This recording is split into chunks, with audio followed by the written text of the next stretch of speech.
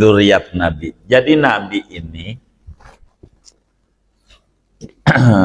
di antara anak yang 7, anak Nabi ada 7, 3 laki 4 perempuan.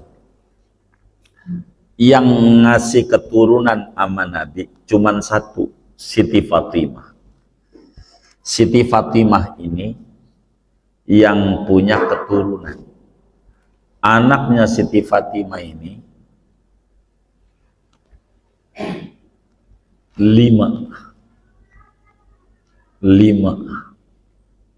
3 laki 2 perempuan.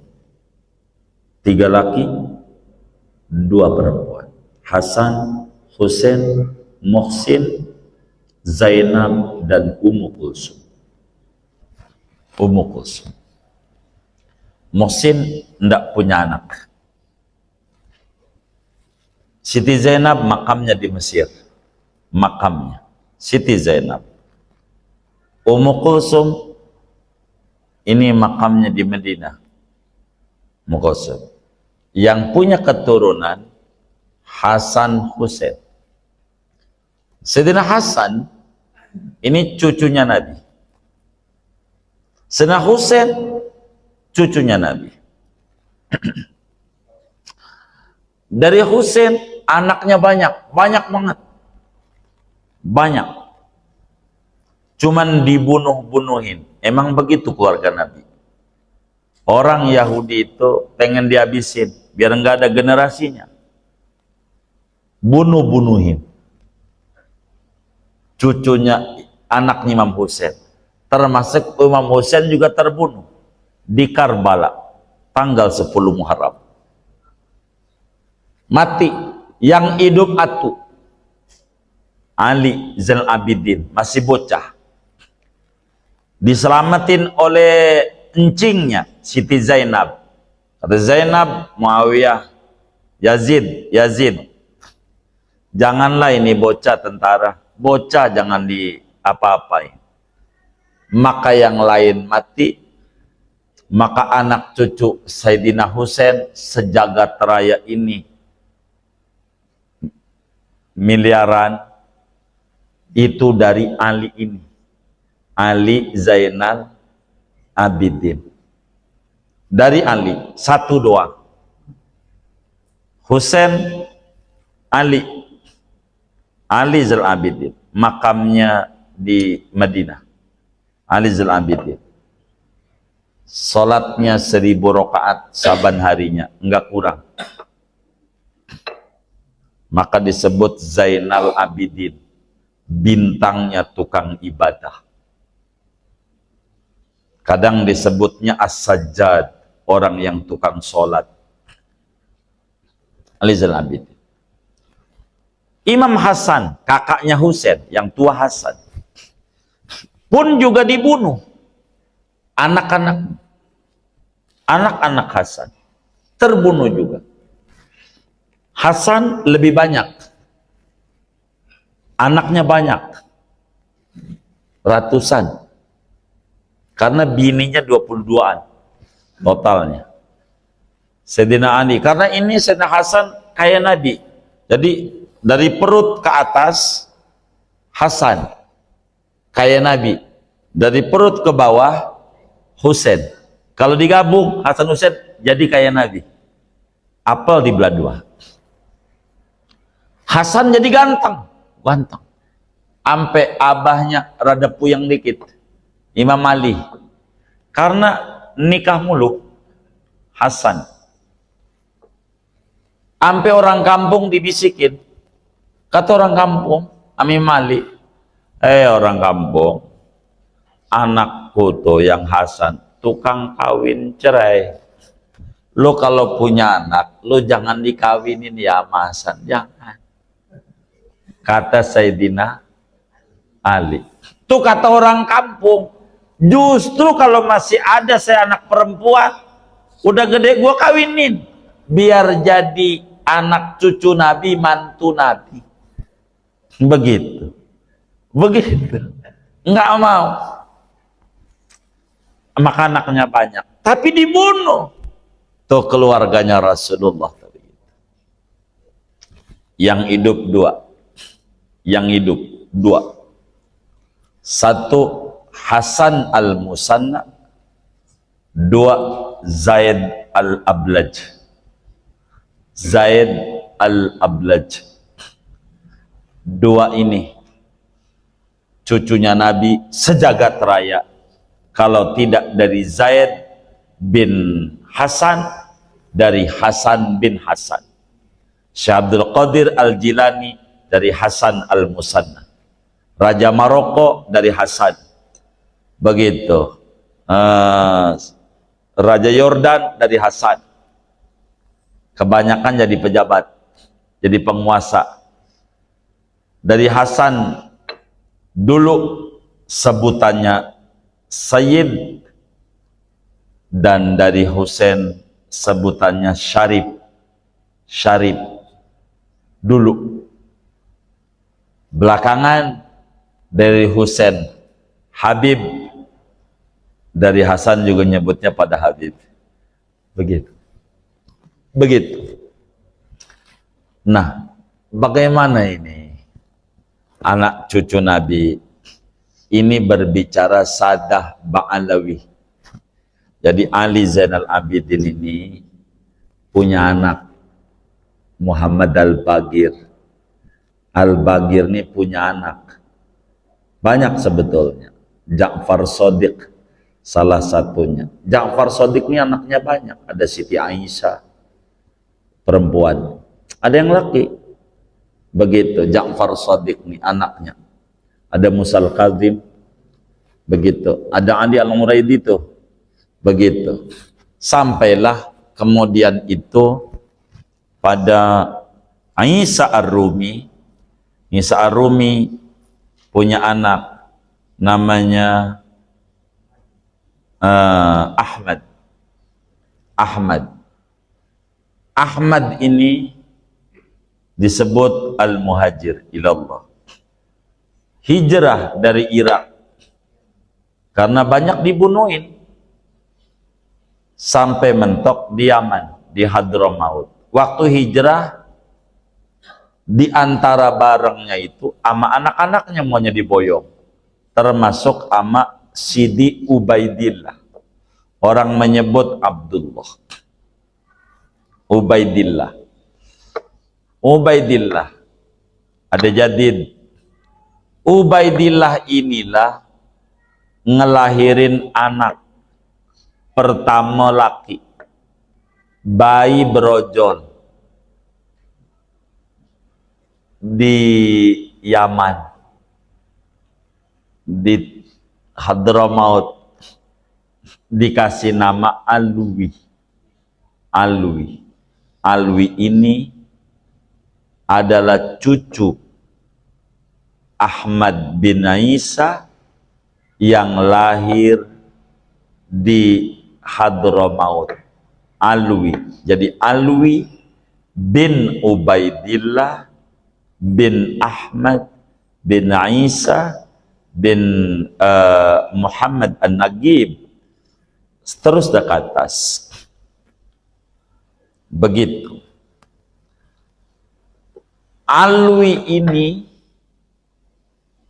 menjadi ailah, kabilah, anak cucunya banyak, maka disebut Ba'alwi.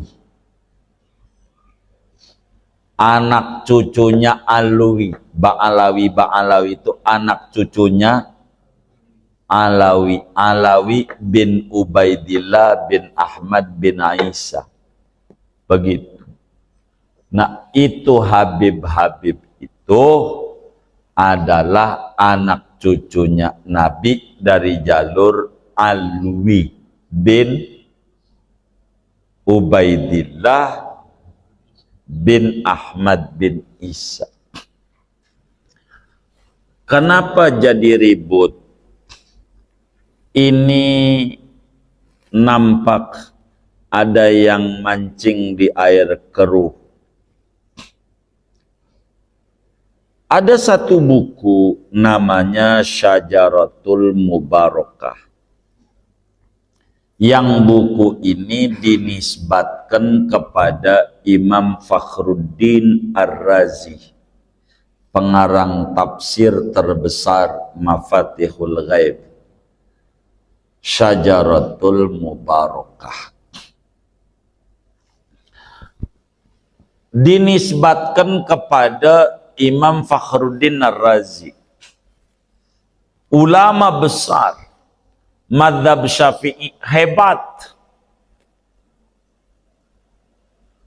Namun kitab ini dicurigai oleh banyak ulama karena tidak ada data-data bahwa Fakhruddin Ar-Razi mengarang kitab itu. Dicurigai kitab ini oleh ulama, artinya mencatut nama, dicurigai bukan karya beliau tapi dituliskan pengarangnya beliau, diragukan oleh ulama. Dalam kitab ini yang menjadi rujukan saudara Imad, begitu. Di sana tidak disebutin Ubaidillah, anak daripada Ahmad bin Isa. Enggak ada Ubaidillah. Dianggap fiktif kesimpulannya. Padahal yang namanya sejarah enggak begitu. Orang tergantung mengenal sejarah. Itu tergantung sejauh mana mengenal sejarah. Ada orang sejarahnya dia tahu i'tisam musola. Emang di zaman itu. Lalu kemudian ada masjid. Salah itu. Ya kagak. Itu waktu itu. Harusnya begitu. Andai betul itu kitab Syajaratul Mubarakah karya Imam Fakhruddin Ar-Razi, andai betul, maka pengarang tidak memberikan komentar bahwa Ubaidillah bukan anaknya daripada Ahmad bin Isa. Enggak memberi komentar juga dia anaknya, karena orang menulis sejarah sepanjang data yang dia dapat. Bila dia nggak tahu, nggak boleh lalu nulis, namanya tidak ilmiah. Karena dia nggak tahu ini saja tuh Mubarakah ada anak lagi namanya Ubaidillah. Biasa contoh, ada kiai punya anak 7 kiai 7. Ini dari bini tua 7, 3 laki 4 perempuan. Dari bini nomor 2 1 perempuan. Dari bini nomor 3 2 laki perempuan. Bini nomor 4 2 perempuan. Dalam satu buku ditulis anak kiai ini 7 doang. Karena yang nulis ini ya dia taunya itu. Lalu kemudian muncul ini anak kiai. Saya belum dapat datanya waktu nulis. Begitu. Namanya Arif. Imam Fakhruddin Ar-Razi, kalau memang Syajaratul Mubarakah itu adalah karya beliau, itu bukan berarti menafikan, tidak mengakui dalam catatan itu. Cuman data yang beliau dapat ya segitu. Yang dia tahu. Ubaidillah dia nggak tahu. Andai itu karya beliau. Karena nggak tahu maka nggak bakal tulis. Begitu. Nggak tulis. Begitu. Nggak tulis. Orang nih, Ustadz Zainuri aja tahu anak saya wafat doang. Siapa itu yang bilang? Saya kira wafat doang, siapa itu ya? Ada yang bilang. Saya pikir 1 doang. Begitu. Karena yang dia lihat itu. Begitu. Ini saudara, kayak begitu. Lalu buku ini dijadikan referensi. Begitu. Buku ini. Maka sebuah karya tulis terjemah. Lalu kita menyimpulkan buku, maka kalau bakal dikata ilmiah, bila kita ada amanatul ilm, ada pertanggungjawaban ilmu. Apa tuh pertanggungjawaban ilmu? Menurut hasil penelitian saya, dari yang saya temukan, maka Ubaidillah menurut kitab ini bukan anak, karena tidak tercatat dalam kitab ini sebagai anak Ahmad bin Isa dalam buku Sajaratul Mubarakah. Begitu mestinya. Namun bila ada data-data yang lain, ulama yang mengata karena ini kitab ini tua dan yang nulis orang mana, begitu, ada punya data bahwa Ubaidillah ini anaknya Ahmad bin Isa, maka saya terima itu.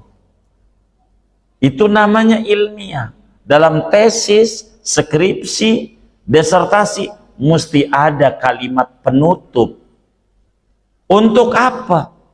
Sebuah pengakuan bahwa kekurangan itu sifat manusia.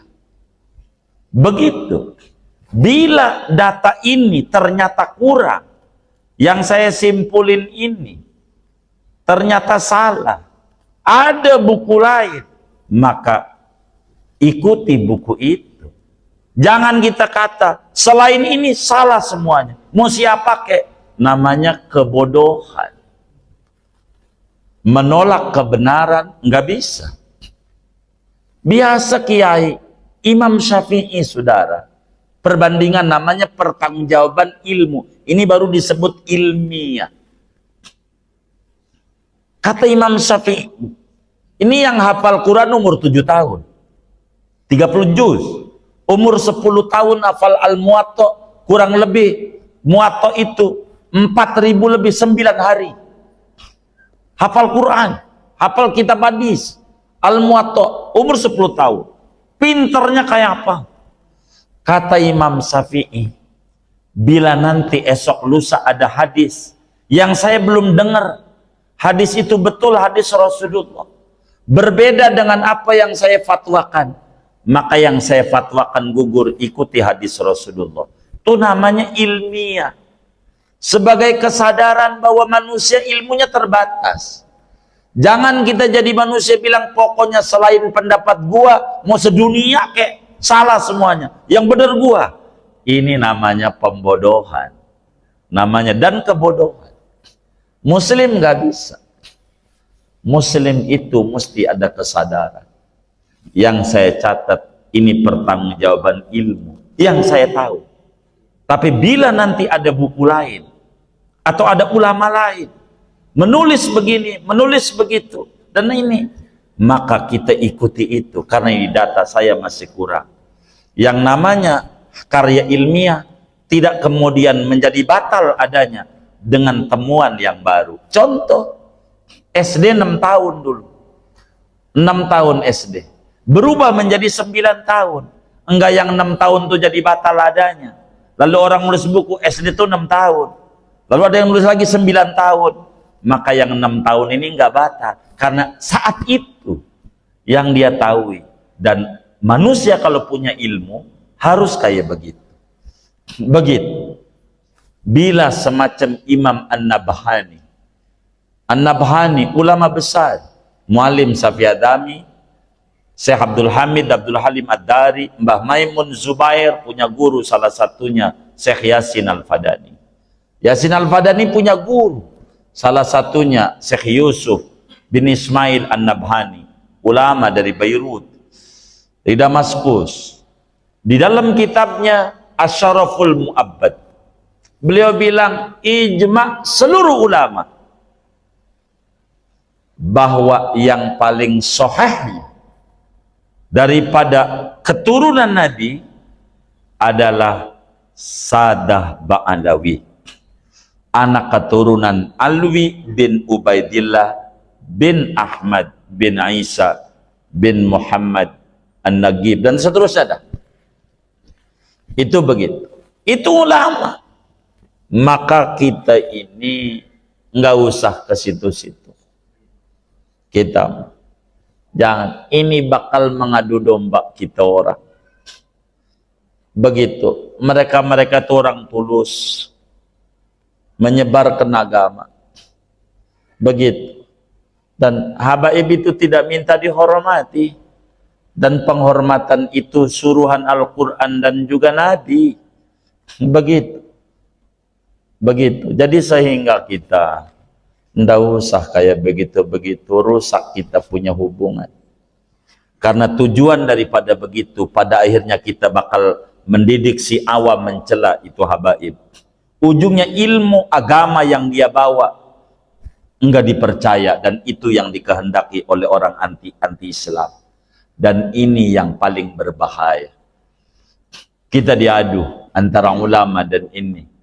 Ujungnya kita ribut. Korupsi kagak dipikirin tuh. Timah kemana, ini kemana. Kita ributin yang kayak begitu. Maka saya sering bilang, ketika ditanya begini, saya secara jujur kurang mau. Kenapa? Saya sering ditanya, ini bagaimana nasab? Saya lagi puyeng mikirin nasib. Nasib nih nggak jelas, surga peneraka saya ini nggak jelas. Nasib saya aja belum. Nasib belum jelas. Udah, jangan mikirin yang sudah jelas. Ini bukan nasab turunan, itu dia lagi puyeng mikirin tikungan. Ke kanan apa kiri nih tikungan nih. Belum keburu mikirin turun. Jadi hancur semuanya. Nanti kita bakal mencurigai ilmunya para ulama-ulama kita yang bawa kepada kita. Dan ini, tapi ala kulli hal saudara, kullu sakit lakit.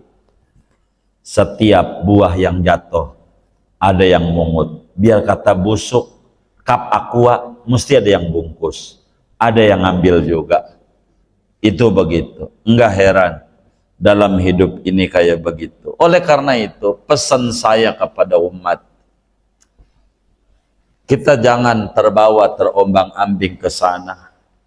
Ikuti daripada para salaf kita. Ikuti daripada ulama-ulama kita. Mbah Hasyim Asy'ari lah, Mbah Holil Bangkalan, Syekh Yasin Al-Fadani, Syekh Ni Al-Bantani. Ala kulli hal, kata seorang sufi mengatakan, wasallim. Ini pesan kami. Li ahlillahi an kulli mushkilin. Ladaika ladaihim wadihun bil adillati. Ini pesan kami. Serahkan kepada ulama-ulama besar itu yang ngerti nasab. Bagi sesuatu yang rumit di pikiran kita. Rumit karena kita enggak ngerti nasab. Nasib kita aja masih kagak ngerti. Begitu. Bagi mereka jelas, meski bagi kita kurang ngerti. Udah kita kalau mau cari nasab kita aja nih ke atasnya kemana nih? Bin Kebon, bin Pacul, bin Pengki, itu di mana kuburannya? Itu aja dulu dah. Kita mah jangan dibawa ke situ-situ. Ujungnya kita bakal diajak menghina orang. Jangan terbawa menuju ke sana. Sebab ini ujungnya bakal menjauhkan kita dari Islam. Begitu. Mereka tinggalkan kampung halaman mereka, Wali Songo itu, ke Indonesia. Mau ngapain? Demi Islam. Enggak nyari duit. Wali-wali Songo itu anak keturunan Ba'alawi pada. Begitu. Habib-habib yang bawa ke Indonesia ini ditinggalin tanah airnya, bukan apa-apa, demi Islam. Itu emang begitu, tinggalin. Bukan untuk keuntungan pribadi, bukan. Dan ini kita dibawa, diajak menuju ke sana. Ini repot. Dan sebetulnya saya kurang mau ngomong begini. Mesti bakal terbelah lagi ke bawahnya. Saya jujur kurang mau. Dan berapa kali kita sampaikan bahwa sudah cukup itu. Sampai ya Allah.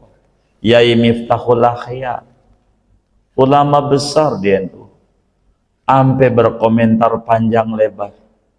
Pada akhirnya kena cacian juga sama awam-awam kita. Tuh kayak begitu tuh. Singkatnya saya berpesan sama saudara-saudara, kita no comment. Kita pikirin ibadah kita. Ini mimma la yadurru jahluhu. Ini bukan minaddin. Juz'un minaddin, bukan prinsip dalam beragama. Jangan sampai lebih dalam ujungnya bakal benci kepada orang. Ama non muslim aja kudu sayang, apalagi ama orang. Bahaya kita. Jangan menyakiti Rasulullah, jangan. Begitu, jangan. Ujungnya melebar, Yamannya lah, ininya lah, macam-macam ujungnya. Udah pusing kita dengar. Dan saya ini pengennya nggak ditanya-tanya begini. Saya pengennya ditanya bagaimana mencintai Rasulullah. Ini begitu. Ini penting. Siapa yang menyakiti ahlul baitnya, Nabi kecewa, dan itu rugi bagi kita. Rugi bagi kita. Rugi. Maka bagi kita yang awam, pikirin dosa kita aja, nggak usah. Husnudzon, husnudzon. Kita nggak ke situ-situ, kita nggak. Begitu. Orang ngeributin DNA itu kagak ngerti, Bukan begitu. Supaya saudara paham, begini. Wal'iyadzubillah, saya mau contoh kalau orang lain ada repot, saya aja contohnya. Wal'iyadzubillah, saya tidur sama perempuan tanpa nikah, hamil, begitulah umpamanya. Hamil, enggak nikah, hamil, tidur doang. Yang orang kampung sebutnya kumpul apa tuh? Oh, kumpul keboy ya. Tes DNA tuh bocah, sama DNA-nya sama saya. Kalau pakai DNA bin saya, agama tidak akui.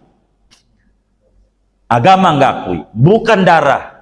Sampel untuk menuju sebuah keturunan, kudu proses pernikahan. Bukan itu. Bukan itu. Maka keliru. Kalau tes DNA, saudara kalau mau pakai begitu, saudara cek anak saudara. Bagaimana kalau tes DNA-nya kagak akur sama saudara? Apa enggak stres, saudara? Karena ini alat.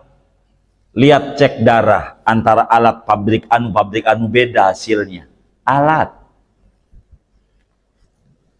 Tergantung yang bukan itu.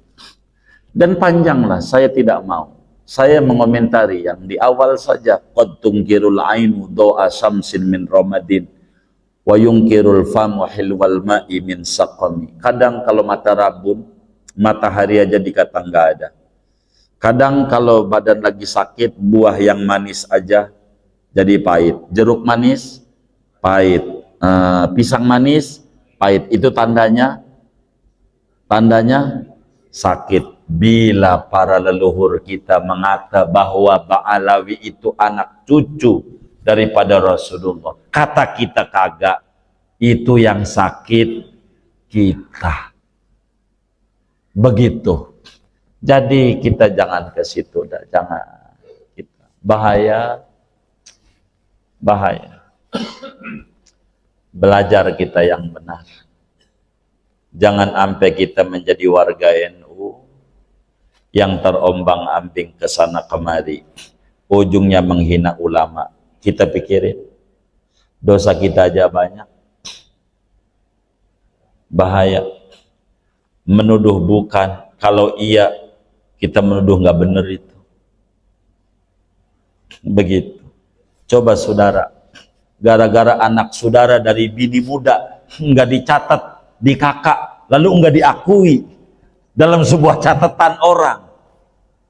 Nggak ada nih anak bin ini, pada anak dari bini muda, biasanya kagak masuk tuh. Bener nggak? Begitu. Dalam sebuah catatan. Lalu kagak diakui, kira-kira saudara marah nggak? Coba kalau sampai Nabi marah, bahaya, bahaya. Jangan. Dan ini kerugian buat kita. Kerugian. Dan ini ala-ala Yahudi. Nggak benar. Mendidik pembodohan. Nggak boleh. Tesis disebut tesis. Karya ilmiah disebut karya ilmiah. Bila insaf. Bila ditemukan data lain, maka data itu dipertimbangkan. Bukan selain data ini, salah semuanya. Ini namanya enggak benar. Pokoknya yang benar gue doang. Selain gue salah. Ini enggak insaf. Ulama madhab, kata Imam Syafi'i, yang benar madhabku. Yang lain mungkin salah. Imam Abu Hanifah, yang benar madhabku. Yang lain mungkin salah. Mungkin. Begitu. Jadi benar madhabku, tapi mungkin aja salah. Yang lain mungkin benar. Maka saling menghormati. Antar madhab aja udah rapi. Antar madhab. Menghormati. Maka kita kalau mau dipilah lagi, pribumi dan non pribumi, ujungnya berat. Begitu. Yang kayak begitu, kita ujungnya kayak begitu. Repot kita. Kita nggak mau ngomongin tari yang kayak begitu, suku segala macam. Tidak. Dan ini nggak rapi kalau kita begitu. Maka kita jangan terbawa dengan hal-hal yang tidak masuk pada skala prioritas. Serahkan kepada ahli ilmu yang berbicara begitu. Serahkan kepada ahli ilmu.